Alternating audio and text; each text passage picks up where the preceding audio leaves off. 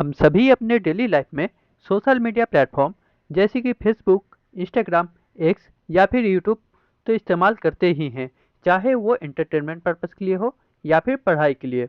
और इसी social media platform पे कंटेंट ब्लॉकिंग के बारे में सुना ही है।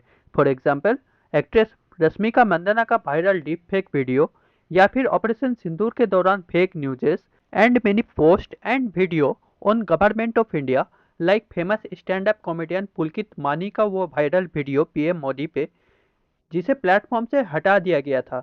ये सभी कंटेंट ब्लॉकिंग का एग्जाम्पल है। बट क्या आपको पता है गवर्नमेंट किस ग्राउंड पे किसी भी कंटेंट को ब्लॉक कर सकती है और इसे कैसे किया जाता है? चलिए जानते हैं आज की इस वीडियो में। इसी कंटेंट ब्लॉकिंग को लेकर रिसेंटली पार्लियामेंट में एक डेटा शो किया गया है, जिसके अनुसार मेटी यानी कि ministry of electronics and technology के द्वारा 2025 में 24,300 कंटेंट ब्लॉकिंग का ऑर्डर इशू किया गया था, जो लास्ट ईयर के कंपैरिजन में नियर अबाउट डबल है। जिसमें से 60% कंटेंट एक्स का है, 25% फेसबुक एंड इंस्टाग्राम का है और 5% यूट्यूब का कंटेंट है।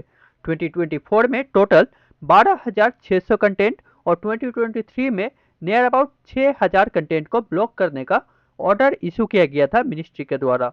ये कंटेंट ब्लॉकिंग का ऑर्डर पास किया जाता है under the provision of section 69A of IT act 2000 और ये ब्लॉक करने का ऑर्डर 5 ग्राउंड्स पे इशू किया जाता है। 1. कंट्री का सॉवरेनिटी एंड टेरिटोरियल इंटीग्रिटी को मेंटेन करने के लिए। 2. डिफेंस एंड सिक्योरिटी को सेफगार्ड करने के लिए। 3. फॉरेन कंट्री के साथ फ्रेंडली रिलेशन को मेंटेन करने के लिए। 4.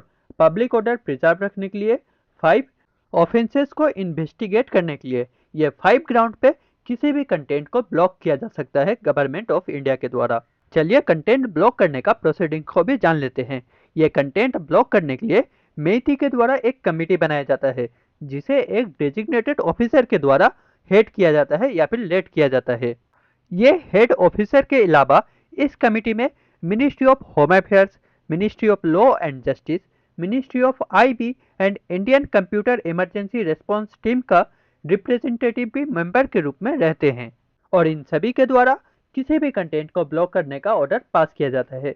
बट पास करने के बाद भी उस ऑर्डर को एक फाइनल अप्रूवल लेना पड़ता है मेटी के सेक्रेटरी के द्वारा, तभी जाकर किसी भी ऑनलाइन कंटेंट को ब्लॉक किया जा सकता है।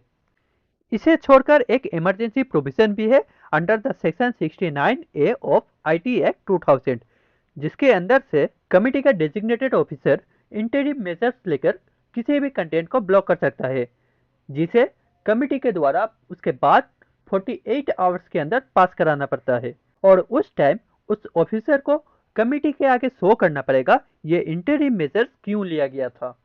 इसी कंटेंट ब्लॉकिंग को लेकर 2026 के मार्च में गवर्नमेंट ऑफ इंडिया के वेरियस मिनिस्ट्रीज एंड डिपार्टमेंट के बीच में एक डिस्कशन किया गया था, जिसके माध्यम से गवर्नमेंट मेटी के साथ साथ ministry of home affairs, ministry of external affairs, ministry of defence and ministry of IB इन सभी को अलाउ करने वाली है section 69A of IT act 2000 को इस्तेमाल करते हुए किसी भी कंटेंट को ब्लॉक करने का।